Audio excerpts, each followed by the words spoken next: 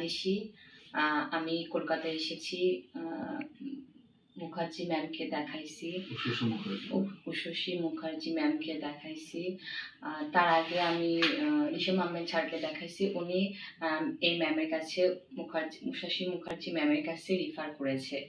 আমার ইউট্রাসের টিউমার ছিল, আমি বাংলাদেশে দেখেছি সবাই বাংলাদেশে ওপেন করে করতে চেয়েছে, কিন্তু উষসী মুখার্জি ম্যাম ল্যাপ্রোস্কোপিতে আমাকে উৎসাহ দিয়েছে এবং বলেছে যে ল্যাপ্রোস্কোপি সে সাকসেসফুল ভাবে করতে পারবে, এবং এই জন্য আমি বাংলাদেশ থেকে কলকাতায় এসে উষসী ম্যামের কাছে ল্যাপ্রোস্কোপি করেছি এবং আমি সাকসেসফুল, আলহামদুলিল্লাহ।